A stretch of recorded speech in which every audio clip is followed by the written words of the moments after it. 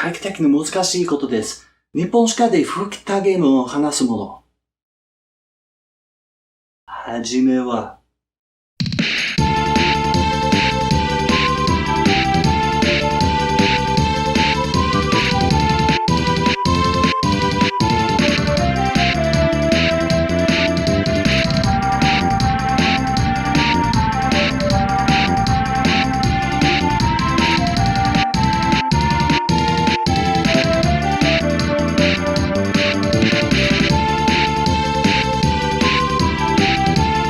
1995年9月30日、株式会社スクエアは日本で聖剣伝説3を作ります。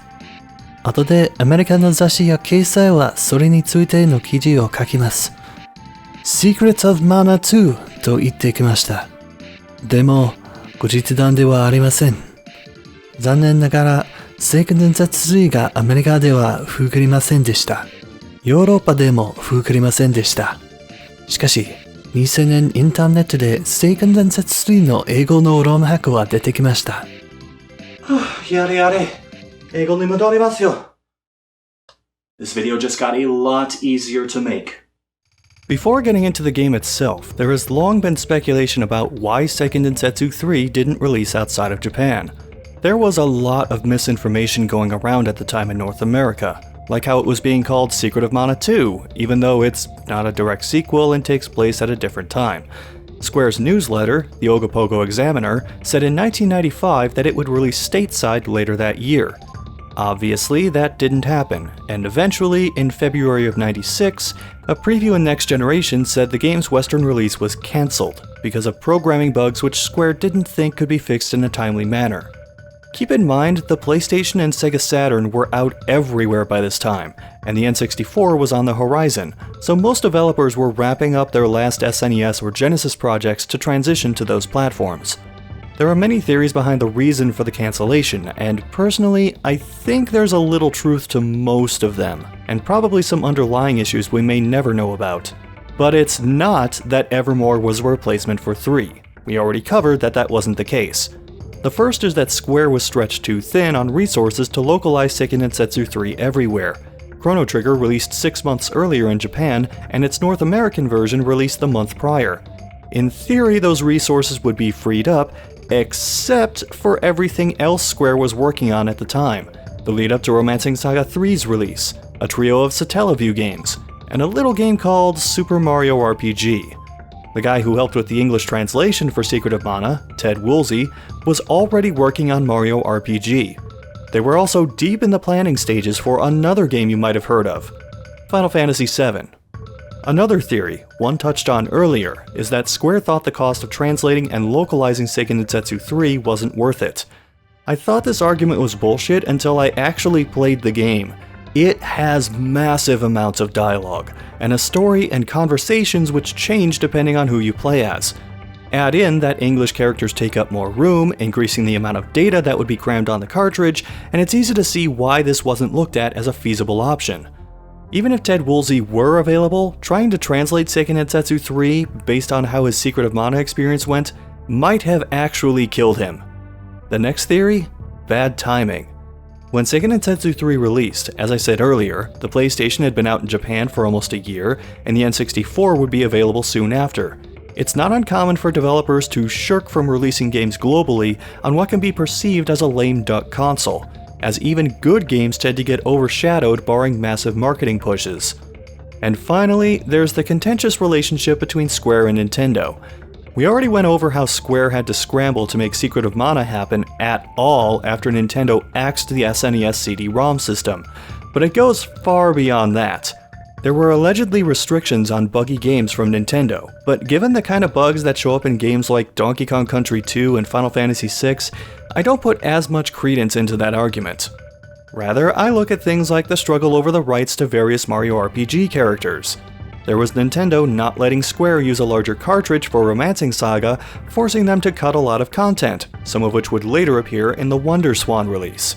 And then there was the N64, which couldn't handle some of what Square wanted to do with its future Final Fantasy releases and prompted them to move to Sony's platform for the next console generation. It certainly seems like Square hit their limit break, both in terms of putting up with Nintendo and stretching their own capabilities as far as they could go. But according to the developers, it was primarily the bugs and the cost of translation that prevented this from going west. That said, the West would be able to experience this game only a few years later, thanks to the advent of the internet and a little thing called While not started by him, the SD3 translation project wound up being spearheaded by Neil Corlett, something of a hero in the ROM hacking world, whom also helped with English ROM hacks of games like Bahamut Lagoon and Final Fantasy III. No, the real Final Fantasy III. Yeah, that one. He didn't originally sign on to hack the game. The project was started not long after SD3's release by two people, J3D and the appropriately named SOM2 Freak. In 1998, though, Neil worked out how to replace the scrolling text in the intro sequence and some of the game's script encoding.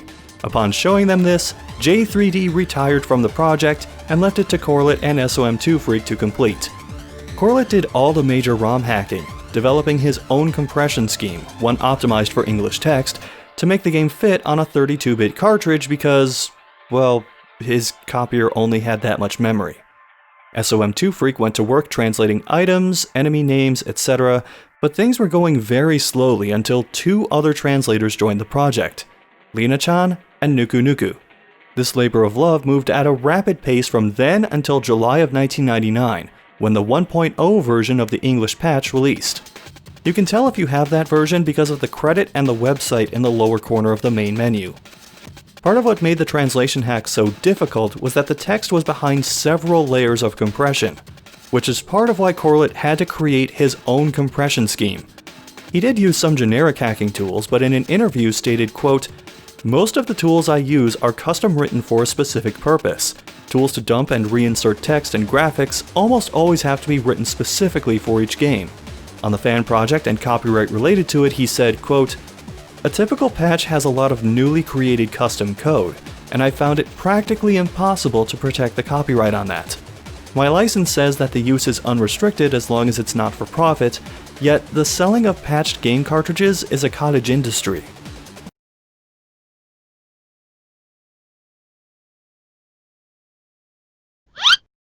As for the official release of the game, Ishii and Tanaka did an interview with Famitsu in 1995 about its development and what they wanted to accomplish. They'd worked on the game for 2 years, and while it was to be a continuation of what Secret of Mana did, they used none of the source code, instead wiping several prototypes before building something they liked. They were not scaling down the game to a smaller memory SNES cart this time, so they went hog wild, adding monsters, attack animations, characters, dialogue, mechanics, locations, and other ideas they had cut from Secret of Mana, plus a few extra. Many key staff members from Secret of Mana returned to work on Seiken Densetsu 3, not the least of which being Koichi Ishii and Hiromichi Tanaka in directing roles, Hiroki Kikuta on music, Hiro Isono as an illustrator, and a number of programmers and graphic designers. However, there were a lot more people working on this game than the last one. Secret of Mana was made by a total of 35 people. Seiken Densetsu 3, 63 people, nearly twice as many. And it included Nobuteru Yuki in a character illustrator role. If you've ever watched Fist of the North Star, Dirty Pair, Super Space Fortress Macross, or played games released after SD3 like Chrono Cross or Ragnarok Online, you've probably seen his work. You probably didn't see it in the Nobuteru Yuki Seiken Densetsu illustration book, because that's hard to find, and when you do find it, it's really expensive.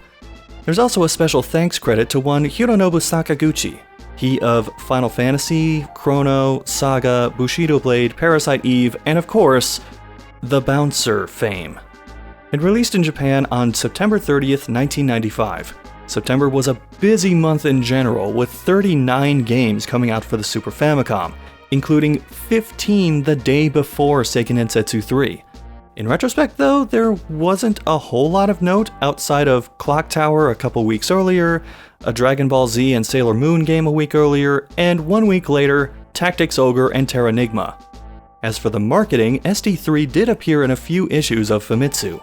There was also this TV ad.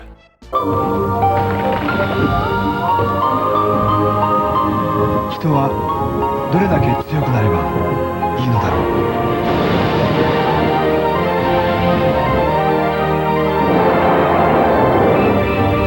聖剣伝説3、一緒に来てくれるよね。 And I hope you like books because Seiken Densetsu 3 has at least 6 that I know of. Well, 7, but one of those I'm saving for later. These include a couple of V-Jump books, one a boss bible and the other about what characters to play as. There's a prologue book, so you know all the backstory going into SD3, which also has a sticker sheet. Then there's the Foundation Knowledge book, a complete knowledge guide book, and the guidebook/card collector. Oh, did I mention that there were collectible cards made for this game? 24 in all, including the main characters, their stories, and some of the more important cities. But not all of them, because you have to draw the line somewhere. Otherwise you're making cards for every town, every NPC, every piece of armor, every weapon, every spell, every enemy, and suddenly you're making more cards than a Hallmark printing plant. You really don't need a card for every occasion, guys. Oh right, there's a game I'm supposed to be talking about. It starts with the story of how the world came to be. A long time ago, the goddess of mana slayed 8 beings which foretold disaster and gripped existence in darkness. She did so with the Sword of Mana, sealing them in stone and allowing the world to be born. After that, she turned into the Mana Tree and went into a deep slumber. Many years later, some power-hungry people tried to release the so-called Benevodons, or god beasts, from the stones to become more powerful than any god. Mana's power dissipates to the point that even the tree is starting to die. 4 fairies depart from the Holy Land where the tree sits, but only one has the strength to make it to the real world and search for someone to stem the tide, preserve mana, and prevent the tree from dying. As for how this fits with the previous Mana games, it's complicated. See, the Mana series at large doesn't have a set-in-stone timeline, with a couple exceptions I'll get to in other videos. Even Tanaka himself said that it's like the Final Fantasy series. Certain elements appear in all of them, but the world each game takes place in is different. And according to Ishii, characters and places are typically alternate world interpretations of each other, even if they do share some similarities. However, based upon in-game lore and notes about the history of Mana and its role in the world, it's generally thought that if the series had a timeline to this point, the series would go Seiken Densetsu 3 first, then Final Fantasy Adventure, then Secret of Mana. Yes, the third game in the series is technically the chronological first entry. We're not quite Zelda timeline levels of confusing yet, but we're well on the way to it. You'd think just starting the game wouldn't be something I'd have to explain, but in SD3 this affects how everything plays out. There are 6 playable characters, and you start by selecting 3 of them. The ones you don't pick will usually make some kind of cameo, either popping up for certain fights, or hanging out in a random part of some town. To do this properly though, you need to know what class everyone is.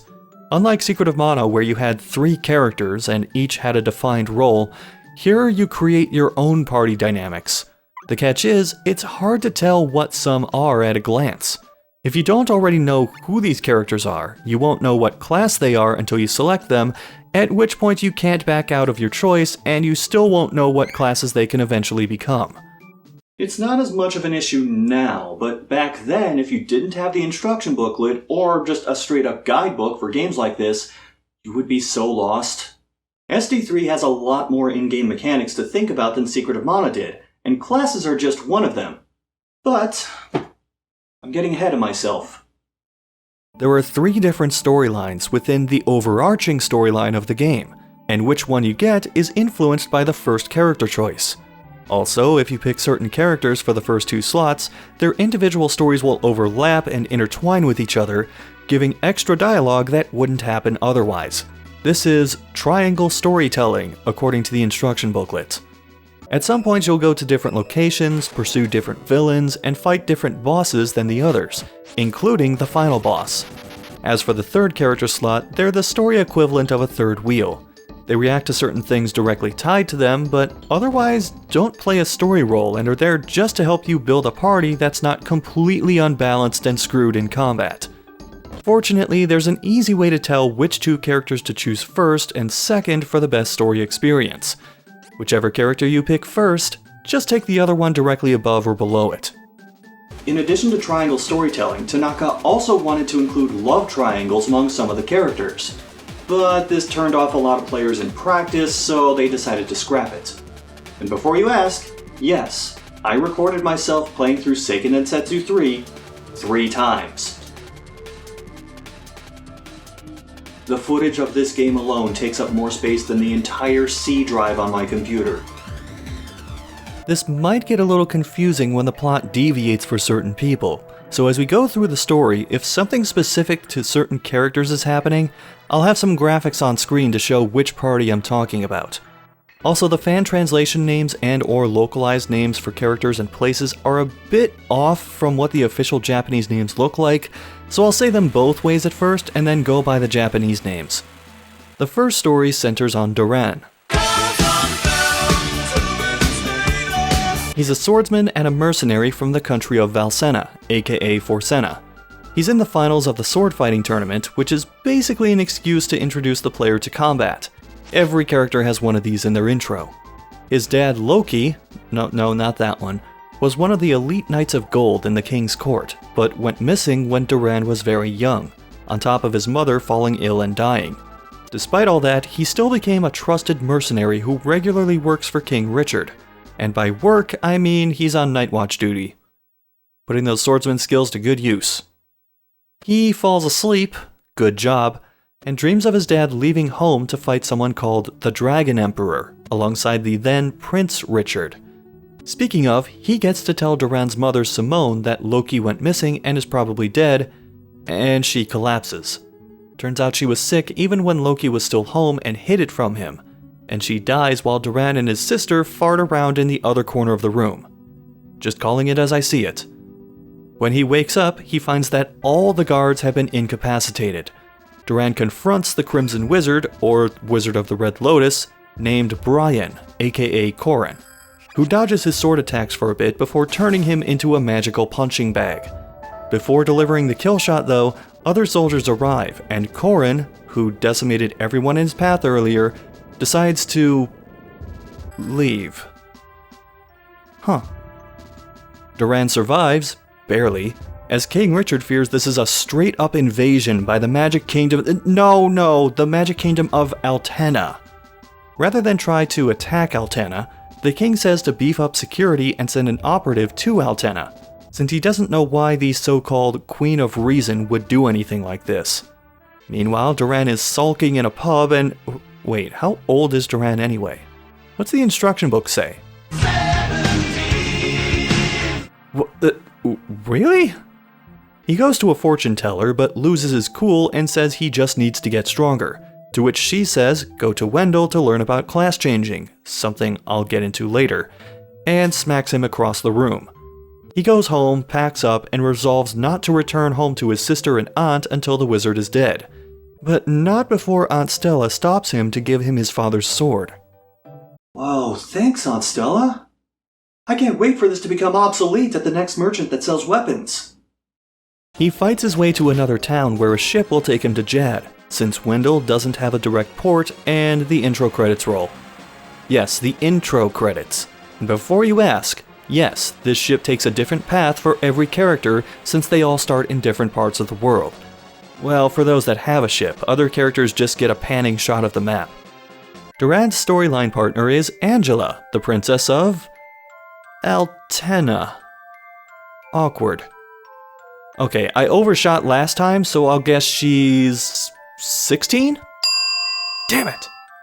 Altena's in the middle of a frozen tundra, but the queen's magic keeps it feeling like a midsummer's morning. Mana's waning power, however, means magic isn't as strong and it's starting to cool down. This is a huge problem for Altena, where pretty much everyone uses magic.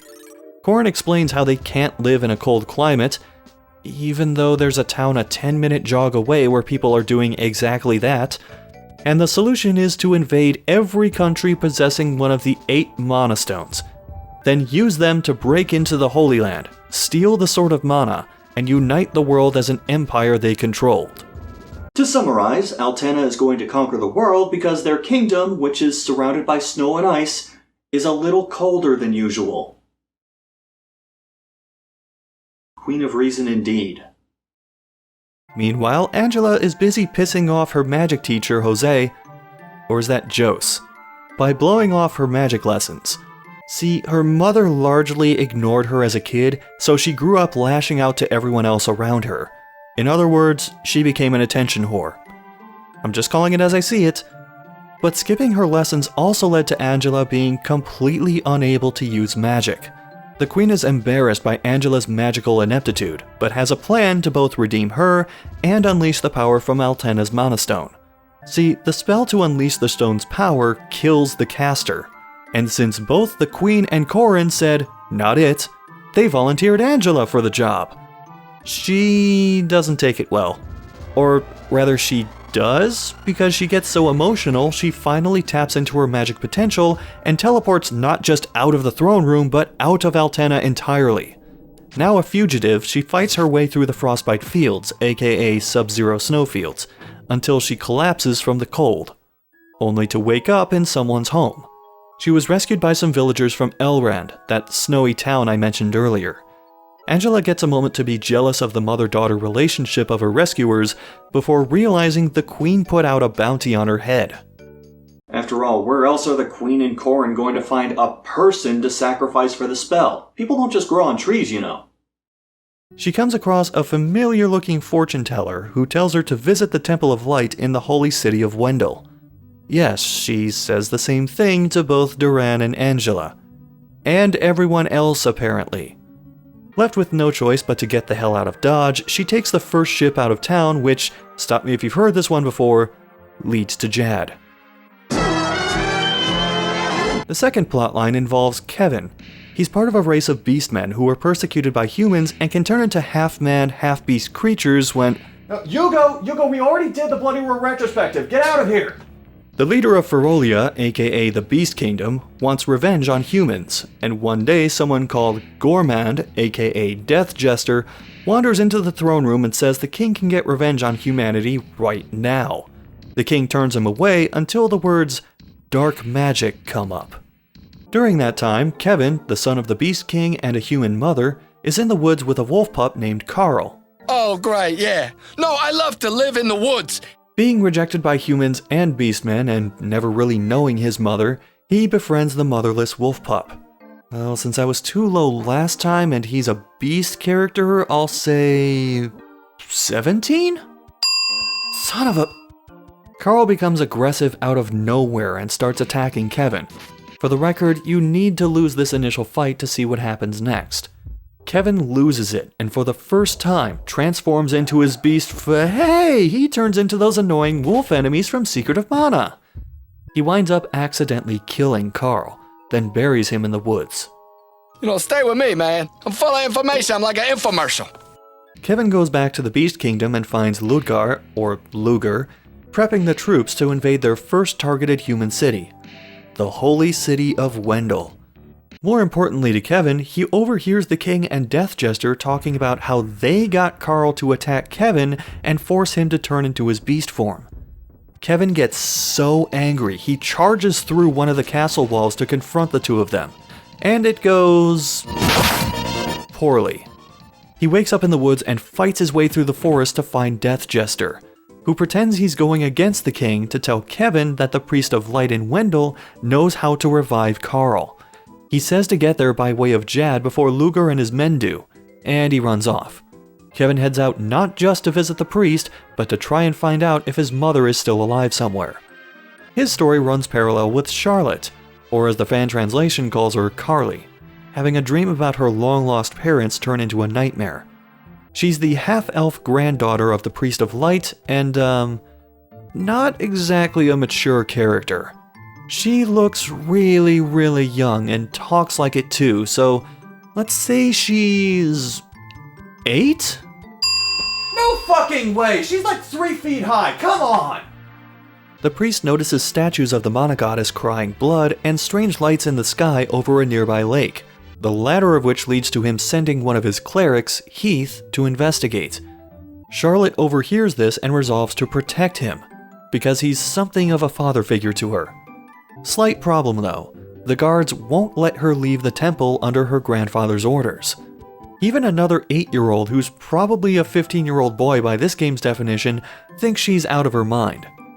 He still agrees to help her and, under the cover of nightfall, uses a yellow spring to launch Charlotte to Astoria. And I quote, "without letting any of the grown-ups see you." As long as none of them look up or hear you screaming as you're launched hundreds of feet in the air. That's a good one. Unsurprisingly, the kid couldn't aim this thing properly, and she lands in the woods on what would be the second member of her party. She wakes up at the Astoria Inn, and sometimes this translation will give her SH sounds for S's when she speaks. The Japanese version had her say dechi at the end of sentences instead of des. It's a verbal tic, one she has because dechu, another verbal tic used for fantasy characters, was already so prevalent the developers really wanted to do anything else. Even Ishii admitted if you heard a real kid talk like that, you'd probably think there was something wrong in the head with them. I thought there was something wrong in the head with her before finding that out. The weird thing is, this wasn't how Charlotte was going to be at first. Original concepts for her were of a more stoic, lone wolf type character, but when they saw Nobuteru Yuki's designs of her like this, they decided to just roll with them. I should note that Charlotte's intro works differently from everyone else. Instead of going to Jad, she heads north on a hint that Heath might be in the woods. He ends up running into a group of beastmen who won't let him leave. Heath wipes them out with some holy magic, but another person comes in and casts dark magic, originally intended for Charlotte. But Heath steps in and takes the bullet for her. That person is none other than Death Jester, who tosses Charlotte aside and teleports away with Heath in tow, and she heads back to Astoria to figure out her next move. And finally, Hawkeye, or Hawk as the fan translation calls him, is part of the Thieves Guild in the Sand Fortress Navarre, or Navarre. They're more of the Robin Hood types, stealing from people whose gains are ill-gotten. He seems to be a bit older, so I'll say 18? 17! Damn it! However, as soon as he gets back, the leader's assistant Isabella reveals they're now a kingdom, and the leader will now be known as Lord/King Flamcon. She also says the oases are drying up, so they're going to invade the Wind Kingdom of Laurent, or Roland, and live there instead. Hawkeye immediately suspects something's up, since Flamcon hated the idea of a monarchy until Isabella showed up. He divulges as much to Flamcon's daughter Jessica, as well as his son Eagle, the latter of whom immediately points the finger at Isabella. "Oh, Eagle, no, don't ever say anything like that, much less say it 3 minutes into the game." They eavesdrop on Isabella talking to someone as Flamcon is kept asleep. Isabella takes control of Eagle and sicks him on Hawkeye, who avoids killing him by using the blunt sides of his daggers. However, Isabella takes matters into her own hands and kills Eagle. She then immediately calls the guards in and wakes up Flamcon to frame Hawkeye for Eagle's murder. Because clearly those burns on Eagle's body were made by daggers. Now imprisoned and awaiting execution, Isabella warns him not to say anything about what happened because she put a cursed necklace on Jessica, and she'll die if Hawkeye says anything about Eagle's death. Before his execution though, his friend Nikita breaks him out. "Hey, wait a minute, is this guy going to price gouge me on items and equipment later like he did in Secret of Mana?" He said he heard the talk about the cursed necklace, and thinks Hawkeye should talk to the Priest of Light in Wendell about how to lift the curse. Nikita stays behind to keep tabs on Jessica as Hawkeye fights his way out of the fortress, hoping for Jessica's safety and swearing to avenge Eagle's murder. He's paired with Reese, or Lise here, Princess of Roland and head of the Amazon army. You know what, I'm not going to overthink this, I'm just going to guess a number that hasn't shown up yet, 16. Yes! Finally got one! Since Roland was built on a mountain surrounded by swirling winds, and it's home to an army of Amazons, it became known as the Castle That Never Fell. Reese is looking for her younger brother Elliot, who sees her as a mother figure since their mother died as soon as he was born. But don't feel too sorry for the kid. In addition to skipping his martial arts training, Elliot is a gullible moron. he's approached by a couple of ninjas, Bill and Ben, who pose as traveling magicians, and he leads them into the basement where they say they'll resurrect his mother. But he has to cut off the power source for the wind around the castle or she won't make it down from heaven. Like a complete idiot, he turns the wind off right as Reese finds them. But one of the ninjas points out that the king is blind and won't be able to defend himself from their invasion. She goes to help him, but Elliot forgets how running works and trips, allowing him to get kidnapped by Bill and Ben. Reese finds everyone in the castle knocked out by sleeping pollen, and the castle being razed by ninjas. But she's too late. Her father is dead, and Isabella is on hand to witness Roland burning. As their troops leave and the wind returns, Reese, now the ruler of what remains of Roland, remembers her father's tales of the Priest of Light in Wendell, and heads out to try and find her missing deadweight, brother. If you're having trouble keeping track of what everyone's doing, here's where things get a little easier. Remember, all but one of the heroes starts in the same town, and they're going to follow a similar path for a little bit. I say all but one because, well, Charlotte has to make things difficult.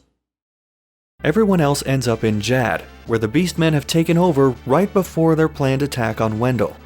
Here you can end up finding everyone but Charlotte in various parts of town. They can't join your party yet, but they're here. It's kind of funny to control Kevin through this section because he's supposed to be back home.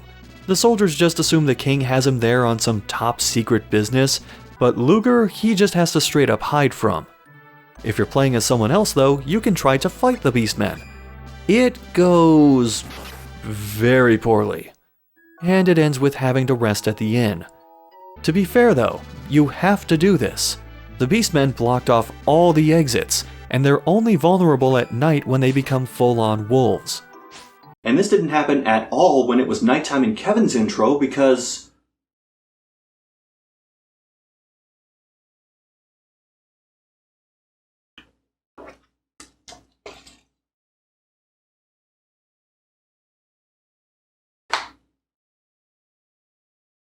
And there you have it. And at last, the game properly begins. Seiken Densetsu 3 carries over a lot from Secret of Mana, but it also changes many things. For one, movement outside of combat is much more fluid. Running can be done as much as you want, and in whatever direction you want, though movement speed in general is a bit slower. As for combat, when you get sort of close to some enemies, you'll automatically draw your weapon. Your attacks refresh faster, and if you land 4 hits, you can do a battle art, or the rough equivalent of the charge attacks in Secret of Mana, to deal more damage. Enemies won't respawn in a section until you move 2 screens away from it, and if you go off screen after killing some of the enemies, only the ones you didn't get to will still be there. It's a fairly simple battle system, but a little too simple at times. See, each character only gets access to 3 battle arts throughout the game, because the latter ones are flashier, can affect multiple enemies, and otherwise function like spells. That said, it's still bullshit that a character with the silence status effect can't use their first battle art. Part of the reason everyone has so few arts is that there is no weapon selection in Seiken Densetsu 3. Everyone starts with one type of weapon, and they use it for the entire game, so no weapons with extra abilities this time around. None of them are ranged weapons, which makes clearing out enemies kind of annoying when they're out of reach and you're trying not to waste magic. Battle arts can also be a bit glitchy, as sometimes I used one, it hit, but I was still able to use it again, and sometimes it missed, but my bar completely emptied. Misses will happen on regular attacks too, but they'll happen 5 or 6 times in a row across all party members. Battle arts aren't limited to player characters either. Enemies will use their own pretty regularly, and it seems completely random when they'll do it. Sometimes it won't happen at all, and sometimes you'll barely have time to draw your weapon before something fires a battle art your way, and you lose about 1/3 of your health. Some will even use multiple battle arts or spells back to back. This is a major issue because whenever a dialogue box appears, like when an enemy uses a spell or a battle art, or when a status effect gets inflicted, you can't open your ring command menu to cast spells or use items. In other words, you can't heal yourself. This one little text-based oddity makes some regular enemy encounters a lot more dangerous than they would be otherwise, particularly when you can't effectively run away because of your slow movement speed.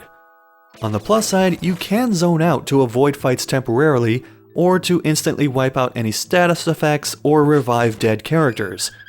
Assuming you don't get trapped, which is a possibility. If it seems like I'm being harder on this game, part of that is just me poking fun. But part of that is also because this game, compared to its predecessor, had a much smoother, not nearly as rushed development cycle. I'm not including the translation as part of that for, well, obvious reasons. When translating a game, or anything really, there are two competing schools of thought. Localizing, i.e. taking creative liberties so it makes more sense to a specific audience, and doing a literal word-for-word translation. The fan translation veered more toward the latter, and the result is some rather stilted, awkward dialogue sequences. On the translation, Corlett said the literal route wasn't the best way to go, and they did end up taking some creative liberties, crediting SOM2 Freak with putting in certain dialects for certain characters. It's almost a sentence-by-sentence translation, and there are a few awkward moments as a result. Probably the biggest successes of SD3 are where we strayed from the original. I think as long as the translated game captures the same spirit as the original, it's credible, even if the details are completely different. The Seiken Densetsu 3 project has given me a new appreciation for the art of localization versus literal translation. It's not a machine where you just put the Japanese game in one end and get the English game out the other. And this is why you don't let Google Translate localize your video games. Enemies still drop chests, though it's only one per screen and always the last one killed. Set enemies drop one or two specific items, and sometimes you'll just get it from the chest. Other times you'll trigger a roulette of sorts, where you either land on an okay space and take the item, or land on a trap, take the item, and usually take damage. Spikes, arrows, bombs, poison gas, mimics, straight up death. Yeah, definitely remember not to open chests if your health is really low. As for items, Seiken Densetsu 3 carries over most of what Secret of Mana had to offer, but it handles things a bit differently. You can hold 9 of each item instead of 4 this time, but that's not the only higher item number to deal with. I said in the Secret of Mana video that I preferred the game's small selection of stuff I used regularly over a huge backlog of items I would never use. Welcome to the exact opposite of Secret of Mana. While that game only had around a dozen items, Seiken Densetsu 3 has about 70. That includes healing items, magic recovery items, items to buff your party, items to debuff the enemy, items to summon entities, items to change classes, and items you just throw at enemies. It would have been higher, but a few items got cut, namely a throwing weapon, a summoning statue, and 2 halves of a key. In my entire time playing this game, I wound up using maybe 1/3 of the items it had to offer. There's a catch though. Where do the items go that you aren't using or that roll over in stock? Item storage.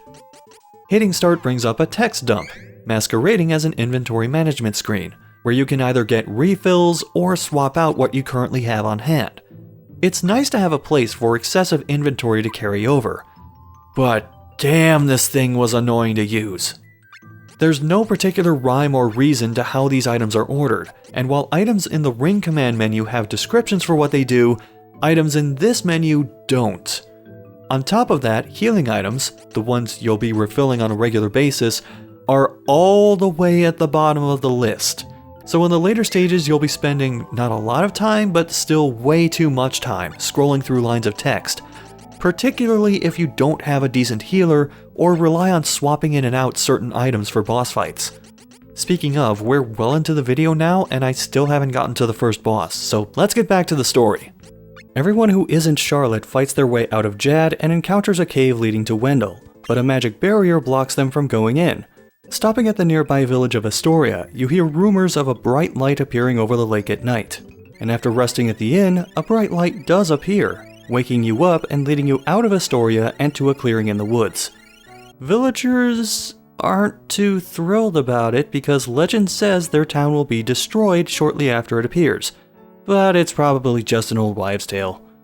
It turns out the light is a fairy from the Mana Holy Land. She tells of a coming disaster and also needs to go visit Wendell. A massive flare erupts from Astoria and, being too weak to fly much longer, she binds herself to you, taking up residence in your mind so she can survive in this realm. Wait a minute, I think I know how this ends.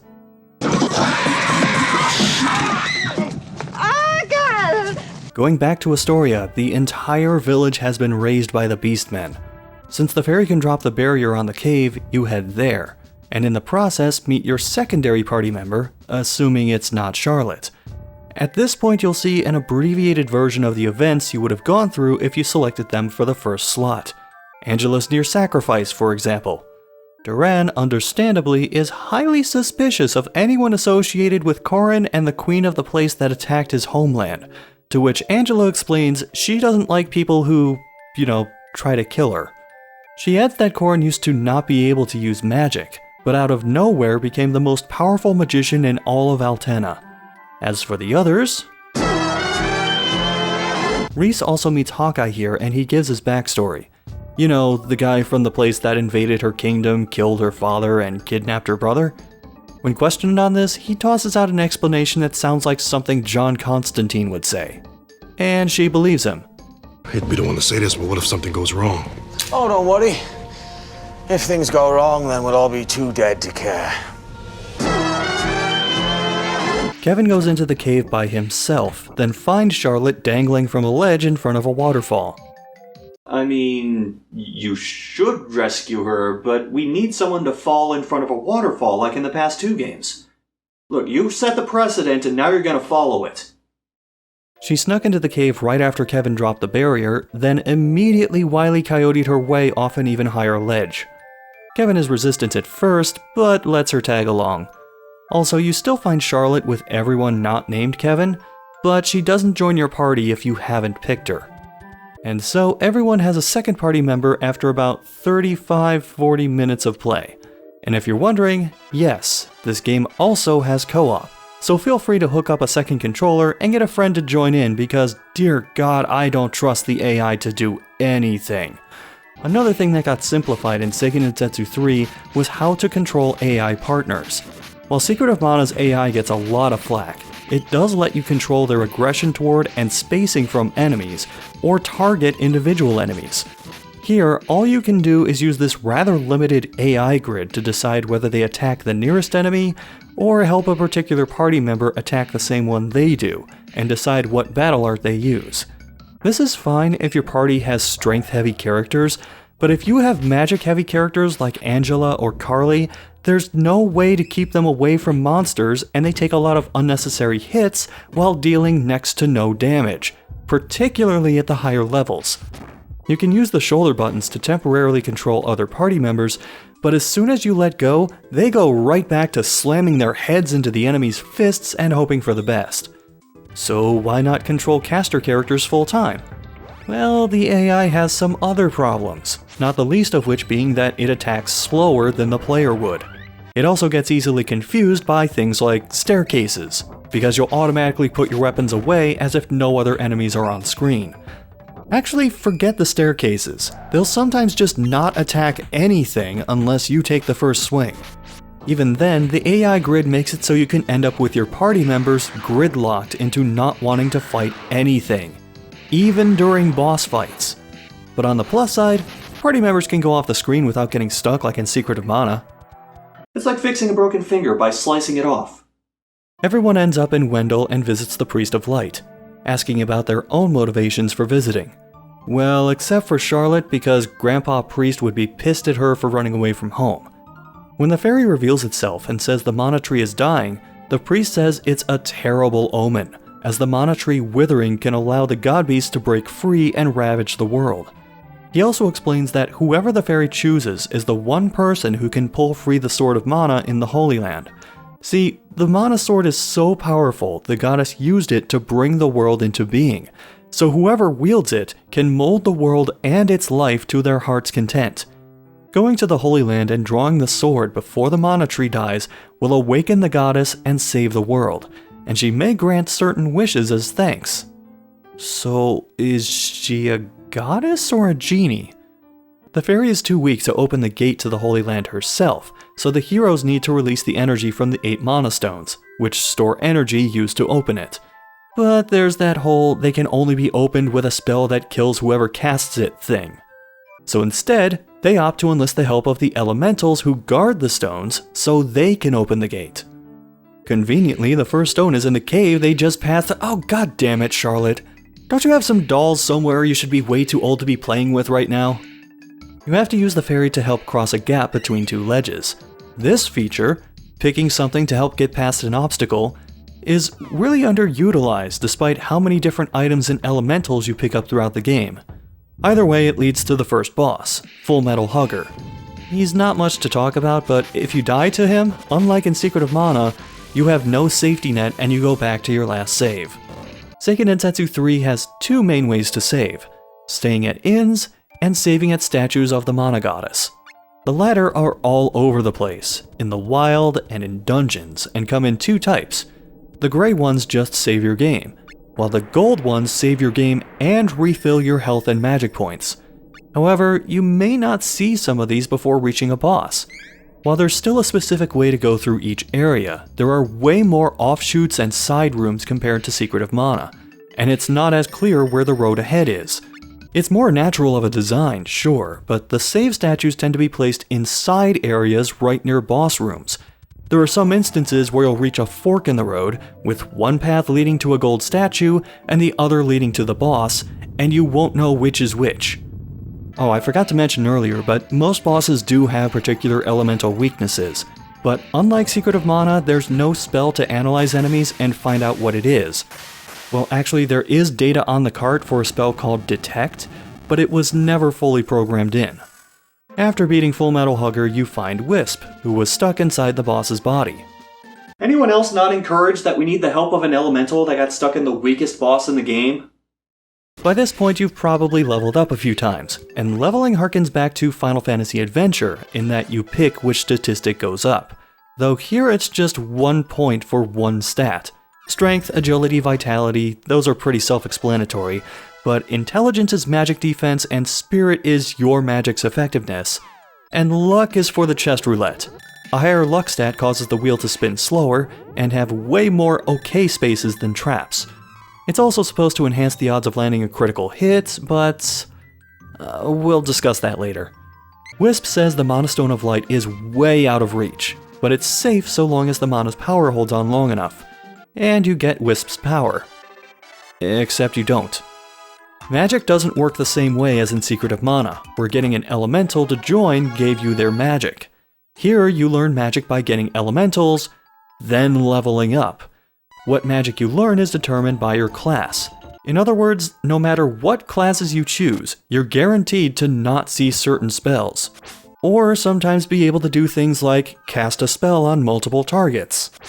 There's nothing left to do here, so you try to leave and... I knew I could count on you, game. I knew that you weren't going to resist the temptation to throw someone off that cliff in front of the waterfall. The Beastmen knock out everyone and head off to try and invade Wendell. The now unconscious heroes see a vision of the fairies trying to save the Mana Tree before waking up in a prison cell. And here is where your third-party member enters the fray. They trick a cartoonishly stupid Beastman into opening the cell, and you fight your way out of Jad's castle, yes, we're here again, before boarding a ship to make your escape to the free city of Maya. This is where you see the abbreviated backstory of the third-party member, and they resolve to help you out. If you're wondering, no, Seiken Densetsu 3 doesn't have 3-person multiplayer like Secret of Mana did. There is some code in the game to support 3 players, and if you have the ROM hack, you can change 2 bytes in it to enable this feature. So judging by the look of it, Square planned to have 3-player co-op, but couldn't quite get it working right over the course of development, and it was disabled for the final product. One reason for this might be due to the bugs caused by having 3 active players at once. And speaking of bugs, let's go over some of the ones Seiken Densetsu 3 has.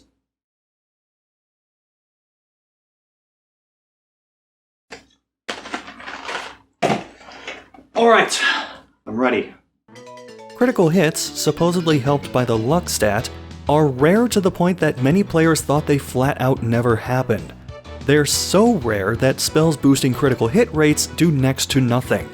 One such spell, Energy Ball, goes one step further, because due to a coding mix-up, it doesn't do anything. Because the game only references the unmodified evasion statistic for each class, boosting agility doesn't help avoid attacks, nor do any equipment bonuses. Duran can equip shields later in the game, some of which are supposed to grant elemental resistances. These resistances don't work, and in fact only one shield, the Oath Shield, functions like it's supposed to. Buffing Kevin while in wolf form and letting him get hit can cause an extra stat buff to beef him up even more for no apparent reason. Using an elemental saber will overwrite any power-up boosts, but using power-ups while a saber is active doesn't overwrite it.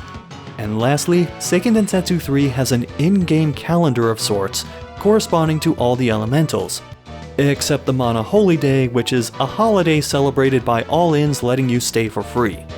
You're supposed to get an attack boost by using certain sabers on corresponding days, like the Fire Saber on the Fire Elemental's day. Instead, it causes enemies, whether they used a saber or not, to do more damage to you. Those aren't all the bugs in the game, but there are a few of the more egregious examples. Back to Maya, you hear that King Richard of Forsenna knows a lot about the Mana Stones and where to find them. You also hear that Wendell is being protected by a magic barrier, but the priest who's maintaining it has fallen ill. Charlotte wants to turn back and help him, but since Heath's the only one who can and he's missing, she ultimately sticks with the party. There's only one bridge leading to Forsenna, and there are Altena soldiers everywhere. If Angela's with you, they'll say they have orders to kill her on sight. Even without her, they'll assume everyone is a Forsenna spy, and sick some familiar-looking golems on them. When that fails, one of them activates its self-destruct sequence, destroying the bridge and the only way to Forsenna. Out of ideas, you go back to Maya and find a weird inventor named Bon Voyage and his sister Bonsoir. Yes, this is going to be a thing. He shows off his latest innovation in travel, the cannon. Obviously, this mode of travel will never ever catch on. He'd let you use it, except it doesn't have any gunpowder. After asking around, you hear about dwarves having it, and go back to a cave to unveil the secret entrance to their village. It turns out Watts has gunpowder, but he's somewhere in the caves. Yes, the same Watts from the last two games. Being the generous soul he is, he gives it to you. For 5,000 luck, which you probably don't have. Or 3,000 luck, which you probably don't have. Instead, you hear about weird tremors deep in the caves, which turn out to be caused by the Jewel Eater. One boss fight later, Gnome appears, saying the Jewel Eater carried him off and almost ate him. And again, I question how powerful these elementals really are. Since you saved the patron spirit of the dwarves, Watts just gives you the gunpowder, so I really hope you didn't grind out the money for it earlier. That is assuming your inventory isn't full. Gunpowder in hand, you go back to Bon Voyage, who launches you to nowhere near Forsenna. If Duran's not in your party, you'll see him along the way and again later in town. After a bit of a hike, the heroes enter Forsenna and the first thing they see is a bunch of not quite dead guards. They just happen to arrive right in the middle of Altena's invasion. Corrin's about to kill King Richard when the cavalry arrives. If Duran's in the party, Corrin will make a crack about how he should have killed him before, and then disappears. Then, if Angela's present, she'll have her own conversation with King Richard about how Valda, the Queen of Reason, tried to kill her. It's somewhat implied that Richard may be Angela's father, but I won't go into that because it's expanded on more in other games in the series. Also, I don't feel like making one of those lame Maury Povich you are not the father jokes. When the fairy shows up, Richard reveals that he too was once chosen by a Mana fairy, though that one was killed by the Dragon Emperor. He advises you to find the Wind Mana Stone next, which is in Relant, because the elemental there can help with getting the other stones. To get there though, you have to take a route through the merchanty city of Bizel? I swear guys, I'm not going to point out every single typo. If you just want to screw around for a bit, there are a couple interesting things to check out. You can head out to the courtyard and find Bon Voyage's brother, Bonjour. Yes, this is still a thing. who will set up a cannon there later on, by which I mean once you step out of town, it'll be built. You can also visit a fortune teller, yes, the same one from the intros earlier, who can't read your future because of the fairy floating around in your head. Seeing it spooks the shit out of her enough that she doesn't want anything to do with you from now on. You can also visit the library, which actually has some important information in it, like the only in-depth explanation for how class changing works, the names of the god beasts, and adult magazines. Everyone seems taken aback by seeing these, except Charlotte, who's too oblivious to understand what she's looking at. If you're rolling with Duran, he won't go to his home because of the promise he made about killing Corin. And if Angela's with him, she'll make a crack about him hiding his porn collection. If he's not in the party, you can go inside and admire his empty treasure chest, I guess. A quick note on the look of this game. When everything was coming together, the character and enemy sprites and backgrounds were all made in conjunction with each other. The development team also pushed the processing power of the game as far as they possibly could, even more than games like Chrono Trigger according to Tanaka, which might explain some of the occasional slowdown. Ishii also said their goal was to make something that looked, quote, better than Disney, unquote, as they tried to keep the storybook fantasy vibe while making pseudo 3D sprite work. I don't know about the Disney comparison, but there's little denying that graphically, Seiken Densetsu 3 can be downright stunning with some of its visuals. So you get back to Maya and walk to Baizel. You can't go here earlier because you'll see a bunch of guards blocking the gate from anyone who's not native to the city. Here you'll find two things of note. One is a ghost detective named Mataro, who's hanging around a house that has lights and sounds that happen at night. He's like the fantasy version of Zach Baggins. I guess you could say we were totally not expecting this level of dark energy from a malevolent entity. Of course, the reason for the house doing this is someone who works out of the house during the day. Mataro doesn't take the news so well. The other thing of note is the black market. It's the giant building in the middle of town, and from how everyone talks about it, you'd swear the black market was just a Walmart. Well, if Walmart had a dance team. You can buy all sorts of items to throw at or debuff enemies, heal or buff your party, or just say screw it and try to buy a slave. The guy doesn't have any, but at some point he had a kid who claimed he was a prince. And Reese does not take that news well, threatening the guy until he gives up the slave trade entirely and drops the hint that a man with red eyes took him. You take a boat to Palo, which has been invaded by Navarre, though the soldiers under Isabella's control don't react at all to Hawkeye standing right in front of them. Because why would Isabella want to get rid of a guy with intimate knowledge of what she's doing and who has sworn revenge for the murder she framed him for? I mean, don't be ridiculous. On to Relant, but along the way, everyone falls asleep after walking past some flowers. They come to in an underground hideout where the Amazons are planning to take back the castle. And their plan is that they don't have one. So they're going to ask Don Perignon, a famed strategist who helped Richard defeat the Dragon Emperor years ago. Yes, his name is a French wine pun. He's a Corbuckle who lives in the forest, which presents a problem. Corbuckles do not like humans. You have to pretend to be one by using the Chibico hammer, which is in Baizel's black market. If Reese isn't in your party, she's the one who wakes you up, and you have to convince her to let your party go find Don Perignon instead. You can get to Baizel quickly using a nearby cannon, run by Bon Voyage's Amazon cousin, Merci. Why is there so much French wordplay in this Japanese RPG? You can get the hammer from a merchant, but only if you grind out enough money to afford his price tag of free. Back in the forest near Jad, there's a gap in the trees you can fit through with the hammer, though while you look like Chibico, you still smell like humans. And yes, that's even if you have the half-beastman Kevin or the half-elf Charlotte in the party. The Chibico at the gate doesn't say where Don Perignon is, so you have to hunt him down, only for the same guy to reveal he was Don Perignon the whole time. You little shit. Emphasis on little. He proposes you go to the Corridor of Wind and get the help of the wind elemental Jin, then get him to blow the pollen from the sleep flowers you encountered earlier into the castle and put the Navarre raiders to sleep. Oh, right, he knows who the heroes really are, and the Chibico status didn't fool him at all. But, because the fairy's with you, he can tell that means the world, including his village, is in danger, so he helps you anyway. Well, time to use the hammer to undo the status effect and get back to saving Roland from... yeah, sometimes the hammer just doesn't work. Oddly enough, if you visit a certain part of Palo, you'll find Reese, assuming she's not in your party, getting tips from an Amazon disguised as a waitress.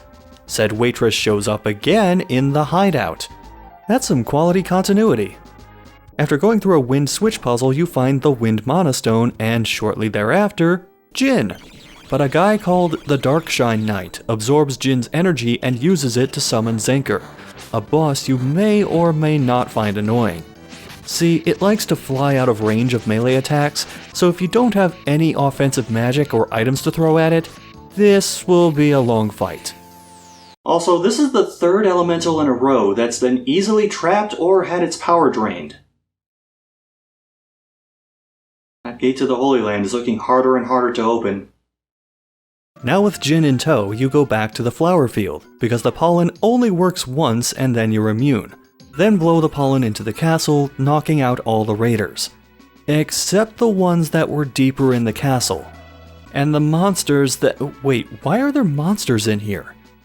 If you have Reese in your party but not Hawkeye, you'll find him in part of the castle and he'll ask you not to kill Isabella, now going by Bijou or Belladonna, so that Jessica doesn't die. However, if you have Hawkeye and not Reese, you'll find her being tossed aside by two Navarre ninjas, Bill and Ben, former friends of Hawkeye. She'll insist on facing the leader in the next room, but she's too weak to do so. And besides, the leader isn't in the next room. Instead, you get trapped in a small area with Genova, basically a giant fireplace which spits out enemies. Look familiar? Yep, they look just like the Shadow Zeros from the prior games. But these guys are actually shapeshifters, and they exist to make life difficult because whatever they turn into, they get the attack strength of that monster. After that boss, here's a dick move, you immediately fight another boss, Bill and Ben, who are still under Bijou's spell. You get healed, but you can't run back and save, so if you die here, you get to fight everyone again. You know what's just great? When a character takes too much damage in Seiken Densetsu 3, their health will fluctuate between 1 and 0 hit points for a bit. If you use a healing item or spell on them during that time, odds are they'll still die and you lose the item or the magic points. After them is thankfully not another boss, but Bijou, who reveals she serves someone called the Dark Prince. Hawkeye, if he's there, will try to kill her, only to be reminded that doing so would also kill Jessica, so he reluctantly lets her go. Reese is asked to stay and help restore Roland to its former glory, but she decides that as long as her brother Elliot is still missing, she's not coming back again. Meanwhile, back in Palo, Hawkeye's friend Nikita is getting bullied by spineless town people. I say spineless because the moment it's not 3-on-1, they all leave. Even if Hawkeye isn't in your party, he'll rush in to break the fight up. Nikita tells the group how Bijou's basically taken over all of Navarre, killing anyone who resists her, then fortified the walls and threw Jessica in jail. Though her dad's in the cell next door, so it's not that bad, right? Even Nikita wound up under her influence, though now that he's free, and I'm still not sure how that happened, he's going to wait it out in Roland. For now, let's take this completely free, not suspicious at all ride on a boat. It's time to head back to Bizel so we can... wait, Captain? Sir? Sir, you just turned away from Bizel. It's the glowing dot on the map, you can't miss it. Okay, just circle around the island, and there we go. Now we're back on course. Oh, god damn it. Sir, you missed Bizel again. Everyone eventually wakes up and realizes it's taking way too long for the ship to reach Bizel. And then... Not bad, but I still think Clock Tower has the best SNES scream. And with that said, welcome to my Seiken Densetsu creepypasta.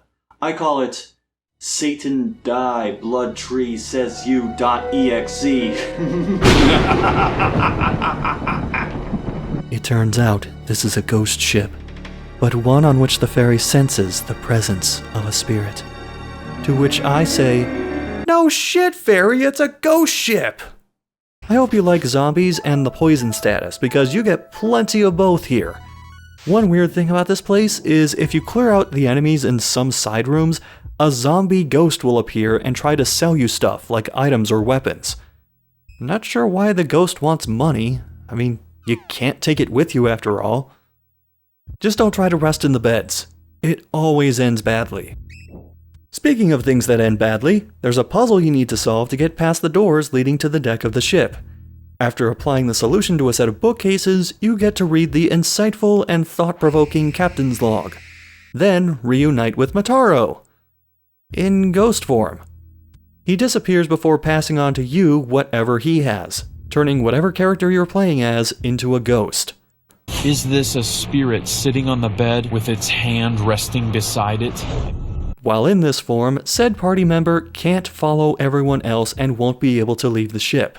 Now your goal is not just to figure out how to escape, but destroy whatever is causing the curse. And no, you're not completely screwed if a certain party member ends up as the ghost. You can swap out who gets put in paranormal timeout. The whole ship is the manifest of a powerful being named Gorva. And you know what?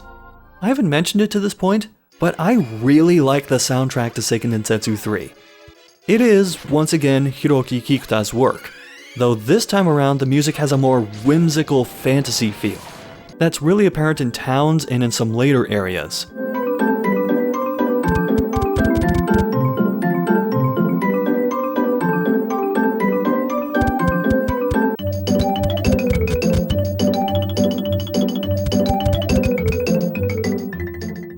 I only mention it here specifically because there are a few different boss themes, ones which vary in tone according to what you're fighting.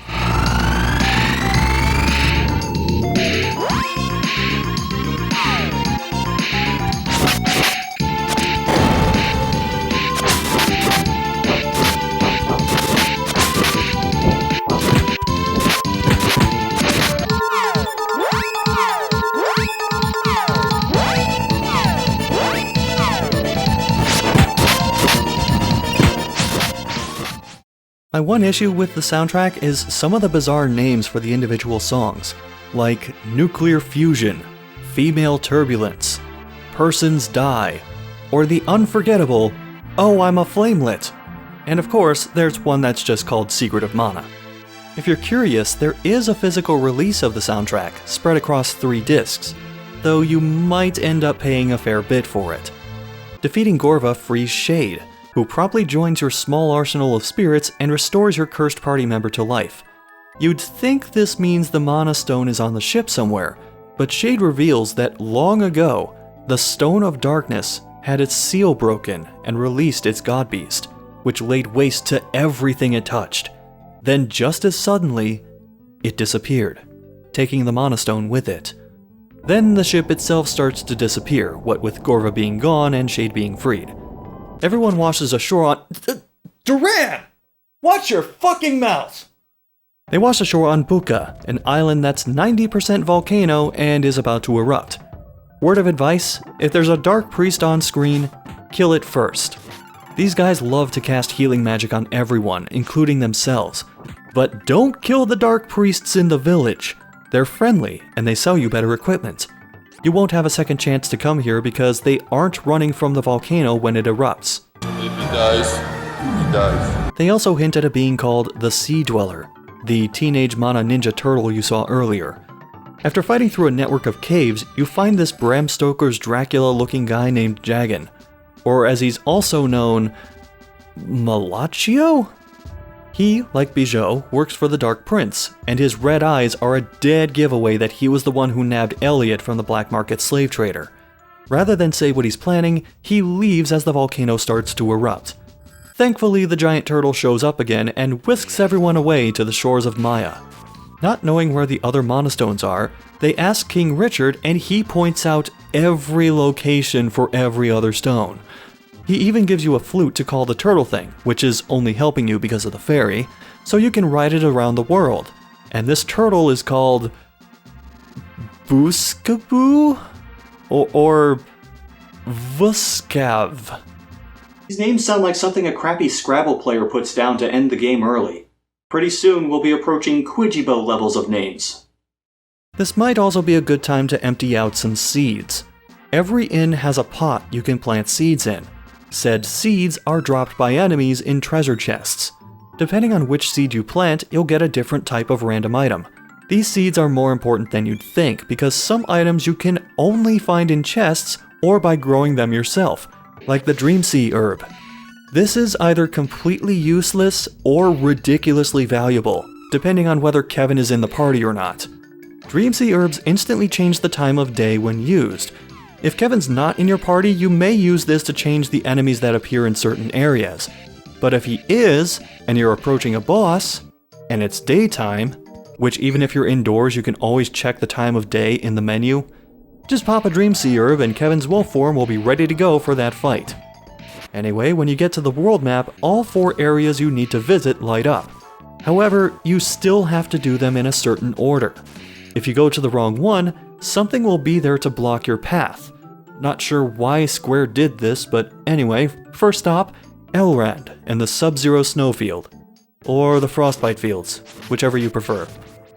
You know what I like about this place, other than the snow and the music? There's another little sound design choice at work, specifically footsteps. Things like castle floors and snowy fields will sound different.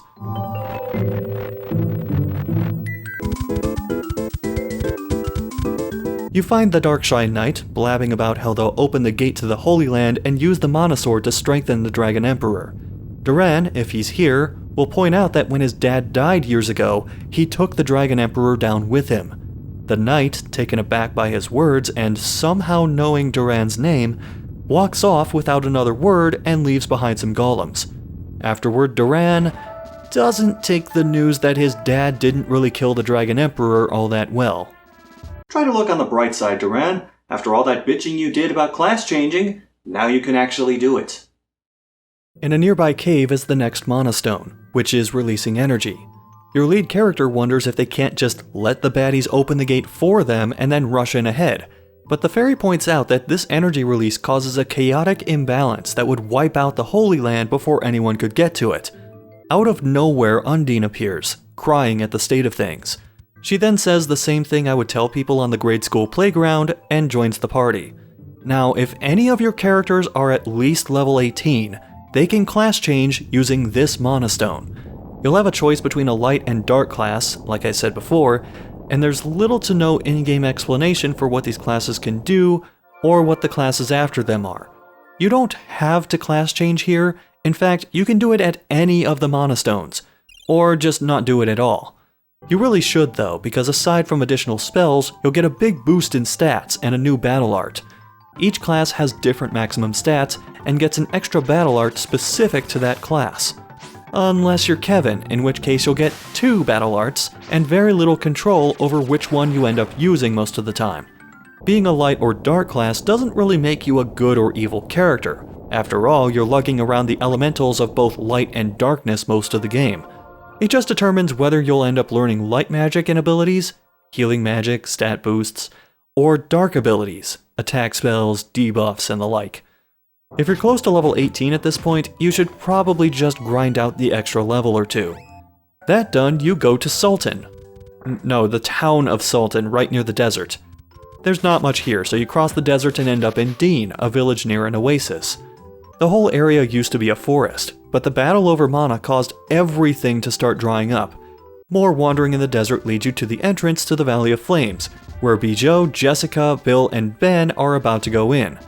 It's revealed Jessica is no longer cursed, and this is Bill and Ben's last chance to prove themselves. They still don't respond to Hawkeye's words, so you have to fight them. And they're just as annoying as last time, at least when they unfuse. Inside, Bijou threatens to toss Jessica into the fire. You hurt my testicle! But to the rescue comes your boy Nikita, who throws a dart at Bijou and annoys her into leaving. How come this never works when I try it on my boss? Oh, somewhat related note. If you know anyone hiring for a video editor, video game critic, or bass player, I have these resumes I would like to send them. Nikita takes Jessica back to Dean while the heroes go after Bijou, but she's already released the Fire Monostone's power. She was going to use Jessica's soul to do it, but instead used the recently deceased Bill and Ben in her place. Oh, wait, you can do that? This pisses off Salamando so much, he joins you specifically to get back at Bijou. Next stop, Mentos. Spare me the lame Mentos jokes. By the way, if Duran is in your party, use this time to go back to Forcena. The game doesn't explicitly tell you this, but he can equip shields after the first class change. And it conveniently kept you away from the one place that sells them. It's on the edge of the forest where the Beast Kingdom resides, and it's always nighttime here. So yeah, Kevin is really useful for this part. You find out the Beast Kingdom's invasion of Wendell failed, and Altena soldiers have been seen in the area recently. More importantly, this is where the game does something downright evil. From now on, at weapon shops, you'll usually see 2 weapons for each character instead of 1. Certain armor vendors do this too. There will be 1 cheaper upgrade and 1 slightly better but more expensive upgrade. It's slightly faster, to the max. Sometimes the armor will also increase magic defense by a point or 2, but otherwise you end up paying a lot more for a little extra power. But you gotta have the best equipment, right? Even if you're not insistent on having the best stuff, you'll likely notice your money starting to run out faster and faster with each new wave of equipment. In the woods you'll find Luger, having just dealt with some Altenan soldiers. Death Jester then consumes the soul of one while saving the other as leftovers. Even if Kevin's not in the party, he'll show up and attack Death Jester for lying about his wolf friend Carl. Death Jester is about to consume his soul as well when the cavalry arrives, and Charlotte recognizes him as the guy who kidnapped Heath. Death Jester explains that Heath now works for the Masked Mage along with him, and is about to murder the whole group when Luger comes back, having followed Kevin's movement through the woods. You know, most bosses have a save point somewhere nearby, but this one has a save point you can't miss directly in front of it, and for good reason. This fight is ridiculous. Luger knows every single battle art Kevin can possibly learn across every single class. And they hurt. A lot. After the fight, Death Jester runs inside the nearby tower and Luger reveals how jealous he was of Kevin's being the heir to the throne and learning to fight directly from the king. Yet Kevin was more passive and didn't really make use of his training while Luger trained constantly to defeat him. Now near death, the moon spirit Luna appears out of nowhere, and Kevin asks for Luger to be saved. To do so though, Luna has to revive him as an infant, at which point Luger crawls off into the woods to be raised by whatever wild animals find him. It's okay, it's a Beastman thing. Luna says the Monostone is inside the tower, the one Death Jester entered earlier. And it's still there. And Death Jester is nowhere to be found. So now it's clear that there are 3 different factions, all trying to take over the world and all gunning for the Monosword to do it. The last stop is Dior, the elf village where Charlotte was born. I hope you came here at night, otherwise you can't follow the red flowers leading to the village. None of the elves will talk to the heroes until they visit the Fairy King. If Charlotte isn't in the party, she'll bust through the door and he'll instantly recognize her. The fairy explains the situation with Charlotte's grandfather, the Priest of Light over in Wendell, which causes the Fairy King to remember Leroy and Shayla, Charlotte's parents. One was human, one was an elf, and their relationship was forbidden. However, the king allowed it, and not long after Charlotte was born, they both died, and the Priest of Light took her to Wendell. In fact, their graves are out in front of the village. Charlotte takes it pretty well, considering that she has the mind of a 4-year-old. The king can't do anything about the priest's illness due to Mana's weakened state, so they'll have to track down the magical Swiss Army knife that is the Monosword for that as well. If she's in your party, Charlotte does come back, and I want to point out something about the music.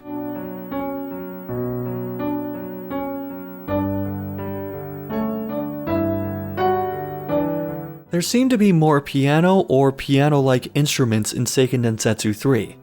So I guess it's no surprise that there's a piano songbook for this game. Wait, how did both of Charlotte's parents died. Don't elves usually have long lifespans? They do, but Charlotte's mother used a spell to turn herself into a human. It ended up backfiring and shortening both her and Leroy's lifespans.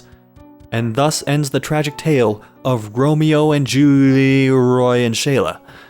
Anyway, deeper in the forest you fight Gildervine and free Dryad, who was trapped inside it and had her power drained almost completely. You know, I've been giving these elementals shit for getting trapped so easily, but Dryad actually had very little power in Secret of Mana as well, so I'm just counting this as cross-timeline continuity.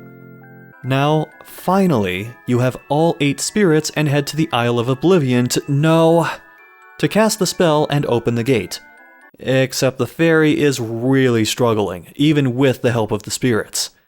Eventually the gate does open and everyone celebrates, only for the fairy to say she wasn't the one who opened it.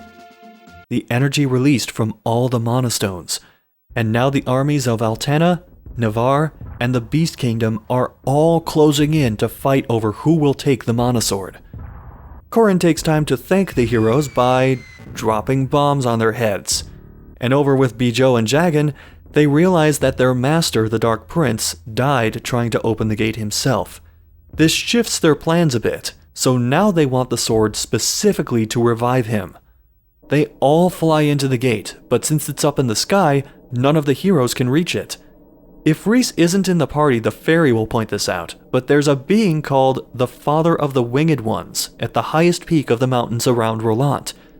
After a lot of fighting, you do find what you're looking for, except it doesn't respond well to the name Father of the Winged Ones, because it's really a girl. After renaming her to Flammy because you can now use Flammy to fly anywhere on the map, except this first time when she deliberately takes the longest possible route to the gate. I guess Flammy's just following whatever Google Maps tells her to do. Also, say goodbye to Booskaboo and his flute because you are never going to use them again. Flying is much simpler here than it was in Secret of Mana.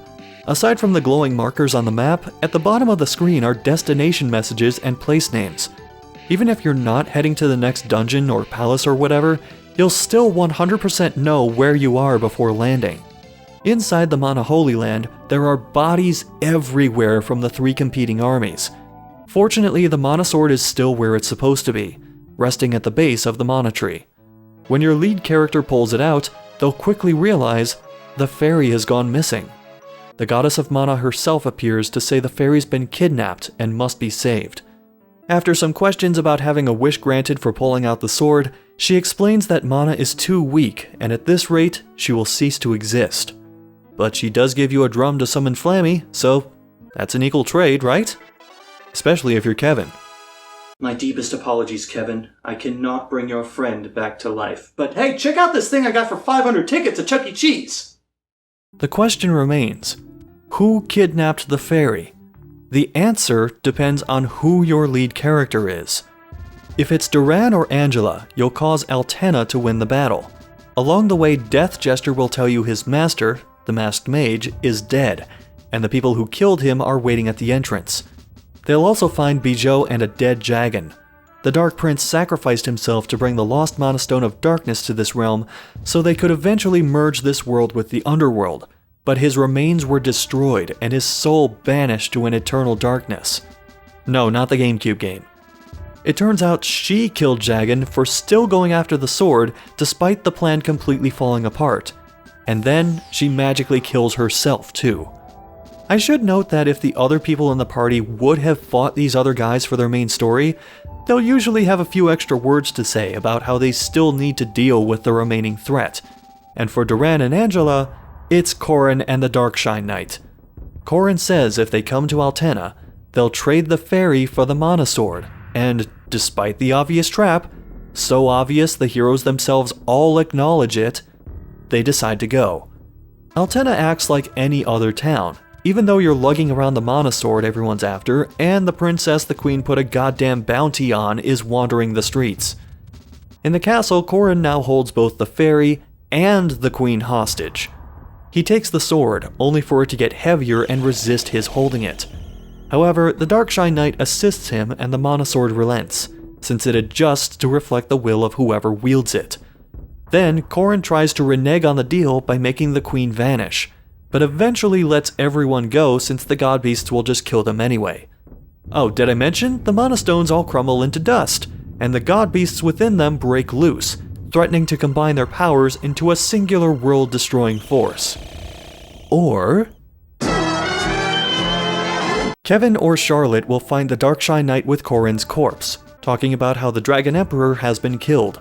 Since he's magically tied to the Dragon Emperor, he ends up getting the Back to the Future treatment and fades out of existence. Bijou says the same stuff, but with Lise there, she'll mention that she returned Elliot to Roland. And that leaves Death Jester and the corrupted Heath. They say to bring the sword to the Beast Kingdom, and you know the rest. They find the Beast King, Death Jester, and Heath, though the king almost immediately gets bored and wanders off. Death Jester takes the sword and quickly struggles with its power, but Heath helps him recover. He then explains how the perfect state of being is death, and they'll bring that state to everyone and everything on this planet. I, for one, am shocked that someone named Death Jester wants to kill everybody.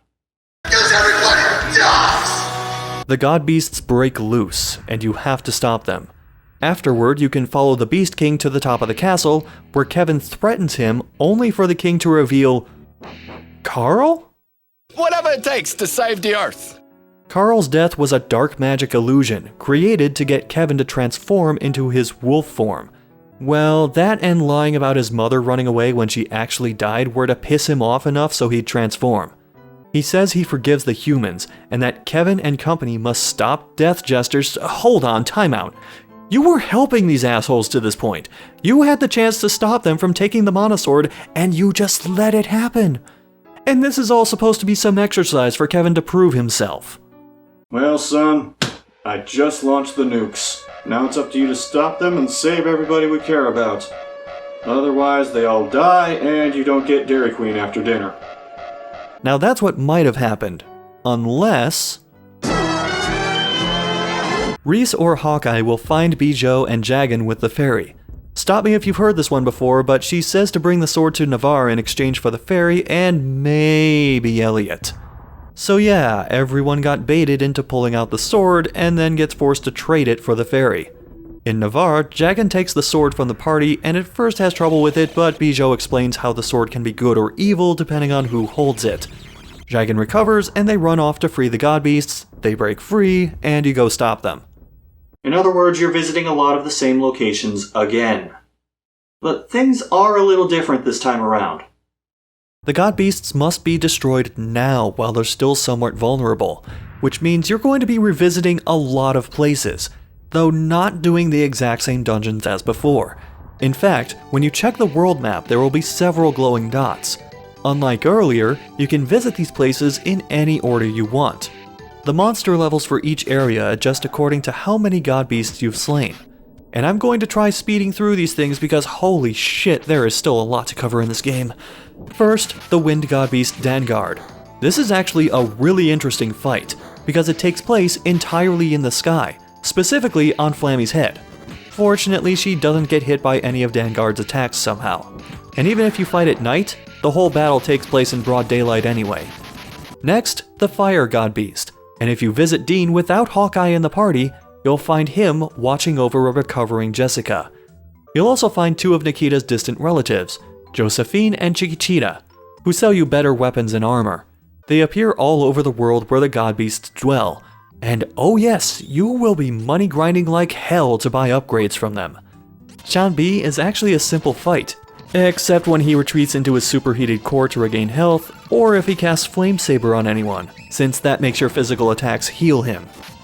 On to the Ice God Beast, and aside from the enemies along the way which lower your strength to the point that everyone affected only does 1 point of damage, Figment is a pretty simple but annoying fight.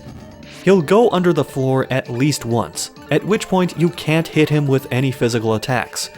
Here's hoping you have some decent offensive magic to work with. Now in the Forest of Wonder, a place you haven't seen before, there's the Wood God Beast Mizpalm. Have fun getting poisoned a lot. Then it's off to the Moon Reading Tower, where you have to keep guessing the right door to proceed and fight a bunch of wolfmen and laughing, farting succubi. Tee-hee-hee. Then you meet the moon god beast, Dolan. Yes, Dolan. Make your own Gooby jokes. I actually want to stop on this guy for a second to correct something from a prior video. I said a bunch of stuff that was cut from Secret of Mana went into Chrono Trigger.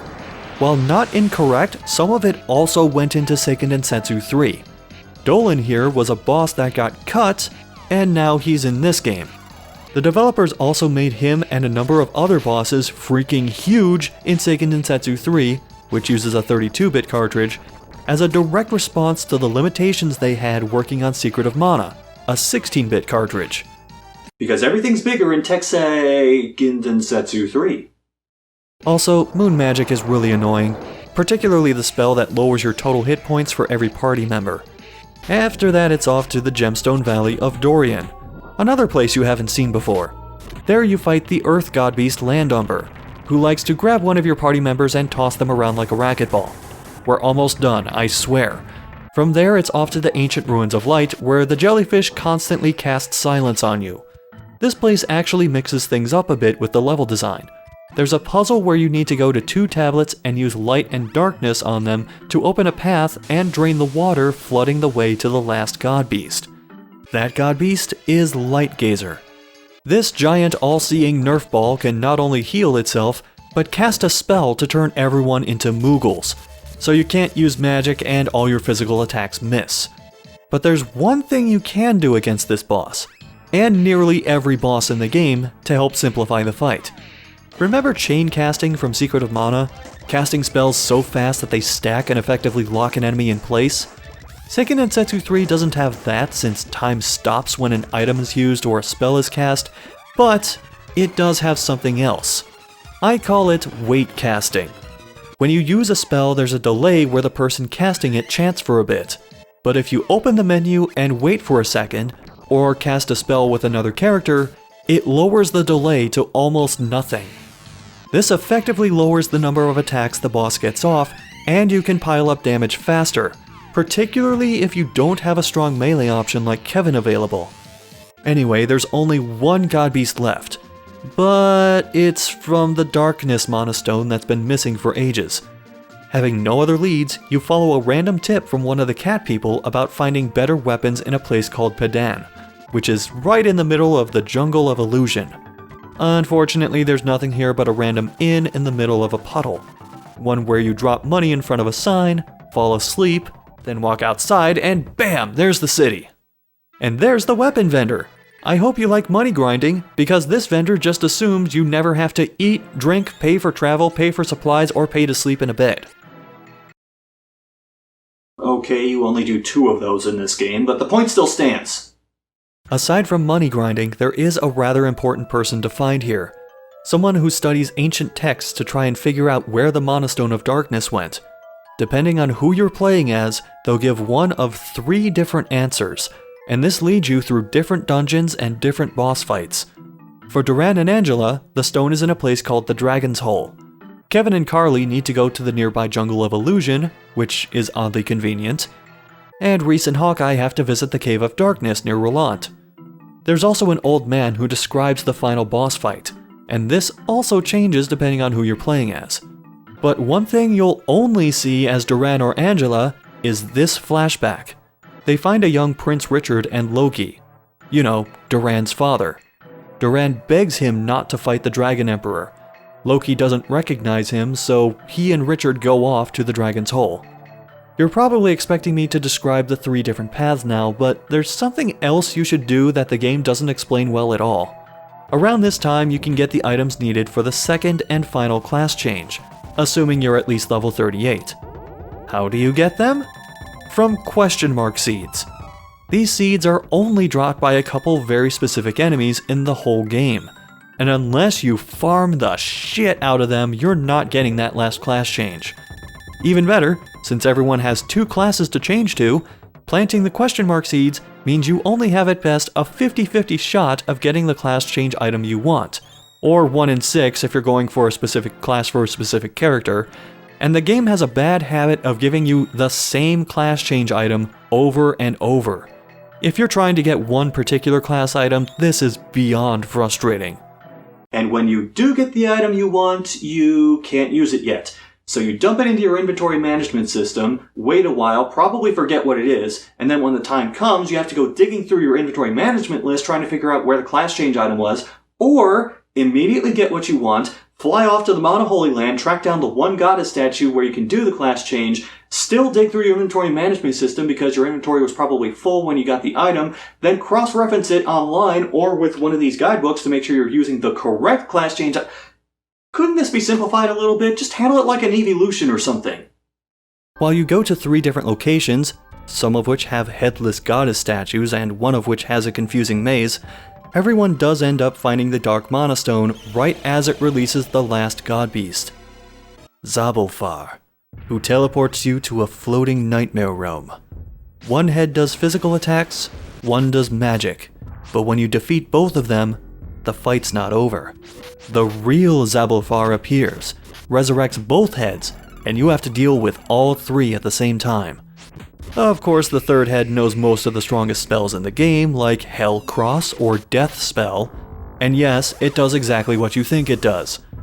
After beating it, the fairy realizes this stone coming back is what opened the gate, and that by defeating all the god beasts, their power is now concentrated within the Mana Sword, which the baddies have. Really, you didn't think of this sooner? Anyway, from this point on, the whole sequence of events up to the ending is different for all 3 plot lines. You keep going further through the Glass Desert to find the Darkshine Knight, who calls for your surrender since the Dragon Emperor now has the power of the god beasts. If he's in the party, Duran refuses, claiming vengeance for his father, only for the Darkshine Knight to reveal, I am your father. That's impossible! Search your feelings. You know it to be true. So yeah, the Dragon Emperor revived Loki's missing body as the Darkshine Knight. I'll give the scene this much. Darkshine Knight is not just being outright evil. He's doing this to try and protect Duran from the Emperor's wrath. Still, you have to fight him.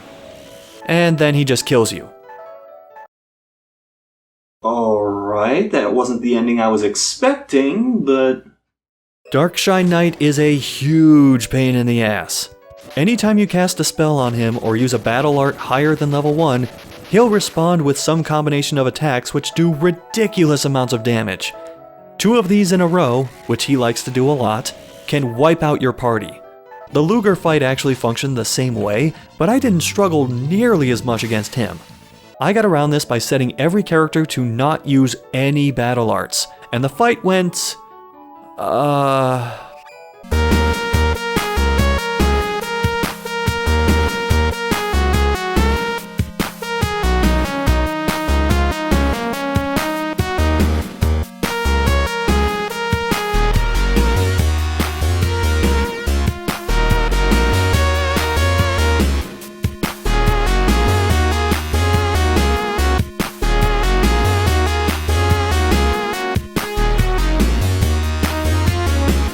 It went well. Eventually.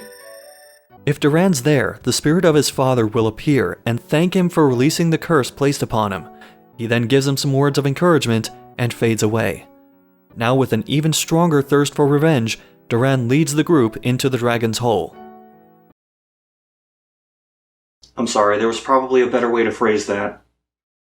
They get horribly lost before fighting a bunch of stronger versions of recycled bosses. In this case, Zanker, Jewel Eater, and Full Metal Hugger. This all builds up to boarding a floating island for the final confrontation with Corrin. He refuses to release Angela's mother as she's being sacrificed to the Dragon Emperor. Then he just disappears and drops a dozen-ish dragons on you. Once that's done, you end up in the front room of a palace with a bunch of respawning enemies, killing 20-ish monsters until another path opens up. Now, finally, you can confront Corrin and get a first look at the Dragon Emperor, right as he absorbs the Mana Sword into himself. However, the Mana Goddess fights back from within, prompting him to go to the Holy Land and try to destroy the already weakened Mana Tree. And so the fight began. Oh, right, this fight is terrible because of how the battleground is designed. Corrin likes to move around to the far sides of the map, casting almost every spell in the game. He's a wizard. He does nothing but cast spells. Said spells knock you back, and thanks to the slow movement speed, you can end up stuck on one side of the map, unable to reach him for any melee attacks. He can end up almost off-screen, where you can't even target him with magic. I got stuck on this guy because he kept pinning me against the wall from the opposite side of the arena. When you do defeat him, Duran... okay, I was joking with the Star Wars reference, but that's pretty on the nose. Corrin reveals that he, like Angela, couldn't use magic, and he sacrificed part of his soul to the Dragon Emperor to become as powerful as he did. Branding himself a failure, he uses the last of his power to destroy himself.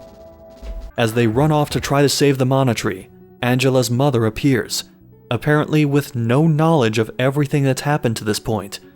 Angela completely breaks down, and they escort her back to Altena. For someone who just realized they almost killed their daughter as part of a global domination plot, the Queen of Reason seems rather calm about all this. And so they set off to stop the Dragon Emperor. But there is one more thing you can try to do. You've likely bought the best weapons and armor available, but there are even stronger ones that can be found using the very rarely dropped weapon or armor seeds. When planted, they give a random weapon or armor piece that is even stronger than the best ones you can buy.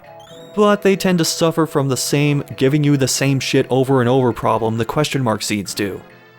There's another thing you can do, specifically if you have Duran or Angela leading the party. A secret boss simply known as... the Black Rabbite. Hidden behind a wall, deep within the bowels of the dragon's hole, is a monster simply known as the Black Rabbite. A level 99 hellbeast that summons other level 99 demons, able to cast successive dark magic spells to damage you or heal itself. This fight is only for the noblest and bravest of warriors. You may or may not get the Moogle badge for surviving this encounter. So I ask you, is it worth it? Not really. The Holy Land looks quite different from last time, and the path to the tree is different from before. There are several shapeshifters along the way, but there's also something far more dangerous. Shadow Zeros. They just look like palette swaps, but what sets them apart is they don't turn into random enemies. They turn into your party members, and they know every battle art for every class of that character. If you see one, run or nuke it immediately. Duran and crew get to the tree, but they're too late. The Dragon Emperor cut it down, and since fairies are born from it, they too will die. He then strikes down Duran's fairy and eggs on the party, saying Loki and Richard's efforts only made him stronger as he reveals his true form. Holy shit, he's a Dragon Emperor as in an actual dragon who also happens to be an emperor. And he wipes the party. But then... something happens? Mana and the Mana Sword lives on in their hearts or something, and the fairy's essence does a thing to revive the... I don't know. If you need further evidence for how much class choice and who you choose at the beginning of the game matters, consider this. Duran, Angela, and Hawkeye here needed over 25 minutes to kill the Dragon Emperor. None of my other playthroughs came even close to that. The Dragon Emperor knows the strongest spells in the game and constantly changes what element he's weak to. Sometimes he'll fly off the map and reappear at the bottom, or go to the side and try to wipe the party by casting Flare. But eventually, through sheer perseverance, the Dragon Emperor is slain. Unless... As soon as Zabulfar is defeated, a chest appears with an item called the Illusion Mirror in it. The moment the party gets it, the Mirage Palace appears in the distance. Before you get there, Death Jester stops you and goes on about the masked mage absorbing the Mana Sword's power before adding, "I'll swallow your soul! I'll swallow your soul! Swallow this." He splits into 3 Death Jesters, only one is real and therefore takes damage, but it's easy to tell which one to attack because it's the only one that casts spells. One of said spells is Death Roulette, which can outright kill a random party member. Still, once you beat him, you can head into the Mirage Palace and okay, the tone has officially changed.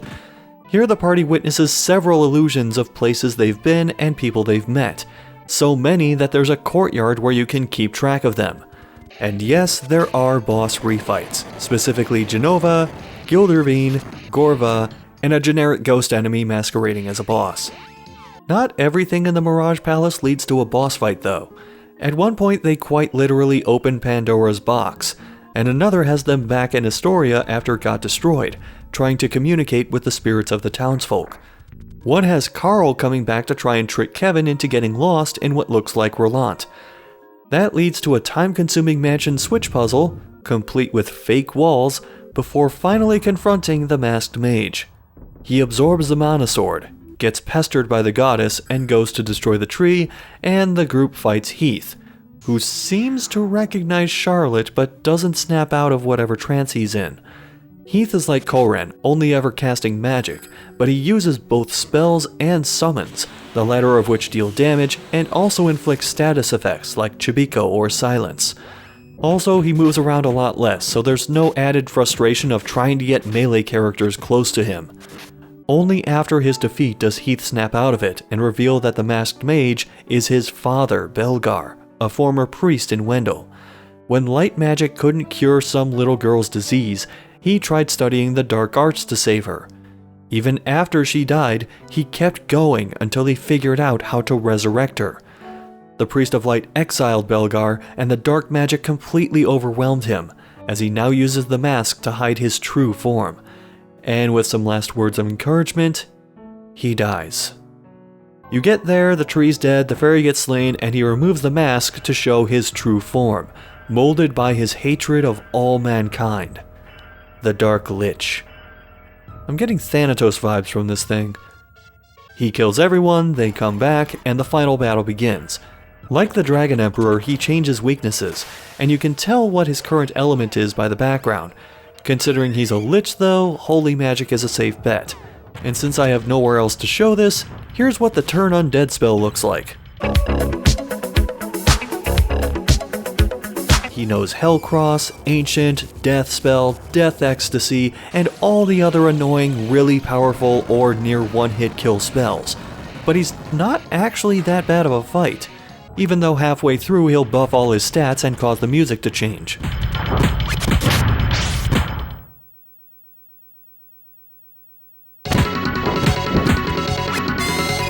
The whole battle took me just over 10 minutes before the Dark Lich realized he wasn't nearly as immortal as he thought he was. But what if...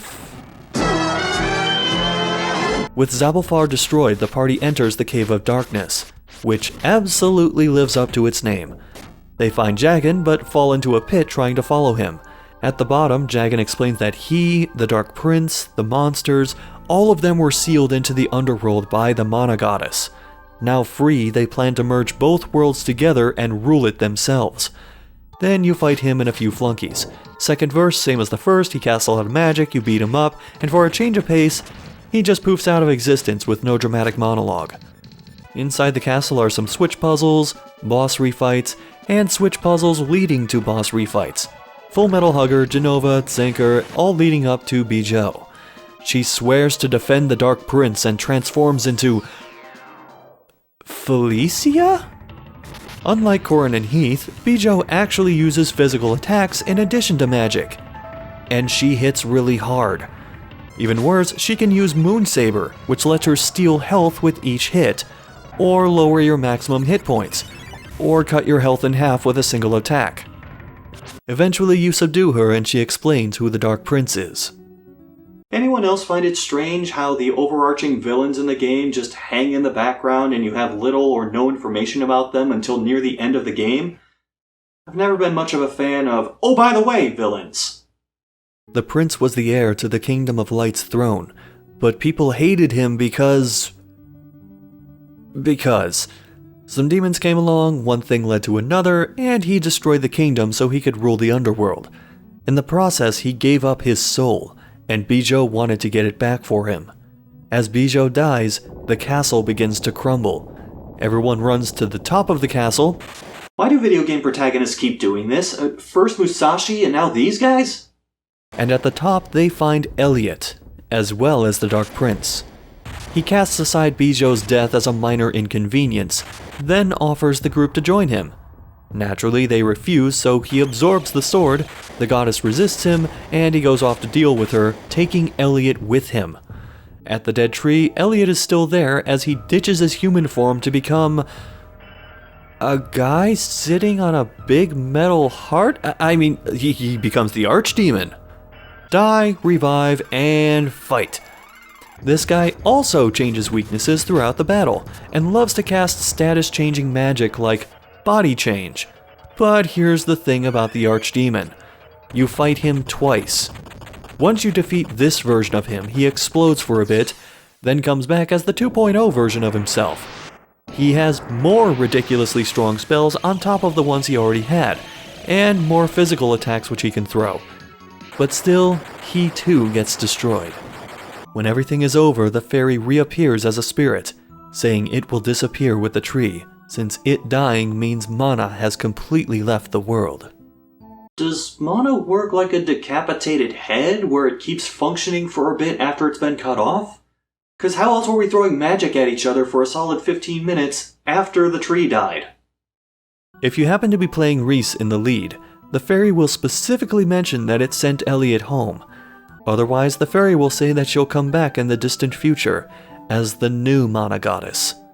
See, the fairies function like seeds of the tree, but it'll take 1,000 years for the tree to regrow and mana to return. The goddess bids a final farewell to the heroes, as we see what happens to all the party members when they get home. But for whatever reason, if Kevin's in the third slot, you might end up seeing what would have happened to them about 2/3 of the way through the game. Anyway, Duran returns to his family in Forcena, but he gets called to the castle by King Richard. There, he congratulates Duran on a job well done and offers him a place among the Knights of Gold, the ranks his father used to be in. Unsurprisingly, Duran accepts. The Queen of Reason realizes that the Magic Kingdom of Altena now has to learn how to get by without magic. Angela reflects on how much she went through trying to learn to use magic, and how it's already gone, but hey, at least she has Duran, right? Even if he is completely oblivious to her flirting with him.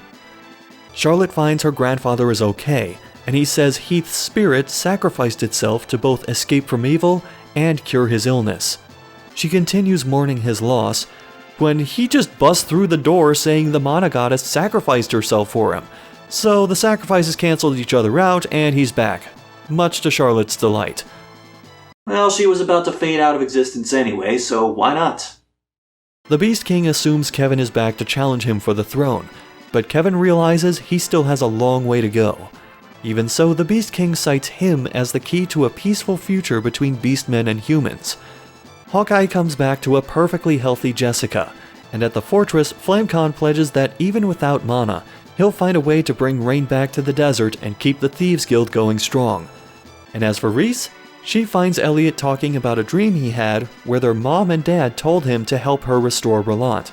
Meanwhile, in the Holy Land, something has already started growing at the very spot where the Mana Sword once rested. And Flammy just does whatever she wants. No, really, the credits are just her flying around all over the place without a care in the world. Seiken Densetsu 3 is highly regarded not just in the Mana series, but the SNES/Super Famicom library as a whole.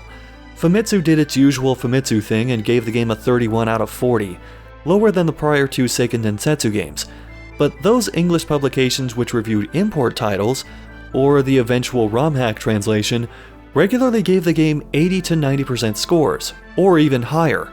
Sales-wise, it wasn't as great. Obviously the number would be lower since it was a Japan exclusive, but overall it shipped just shy of 900,000 units, which is almost 500,000 lower than how Secret of Mana performed domestically. Still, that hasn't stopped RPG fans from embracing the game as one of the better entries in the Mana series, and a strong entry for the Super Famicom library as a whole.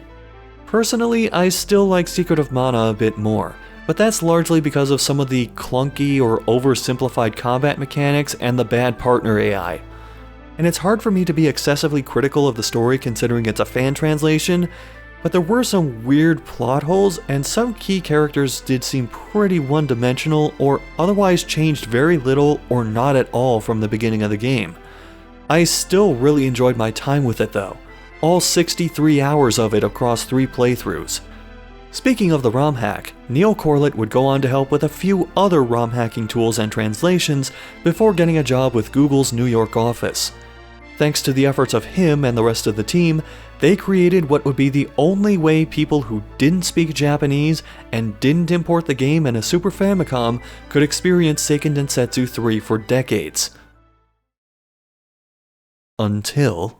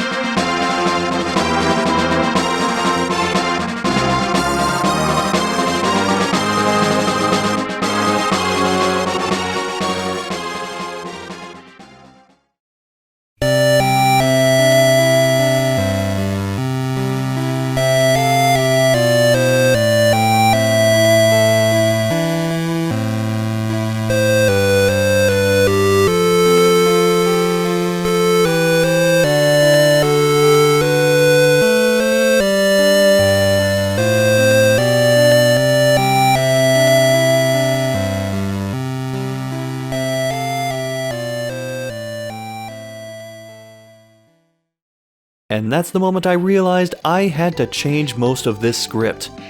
Yes, in the time it took to make this video, Square announced that Seiken Densetsu 3 would be localized in the West as part of the previously Japan-only Collection of Mana for the Switch, alongside Final Fantasy Adventure and Secret of Mana. It also got a new name, Trials of Mana.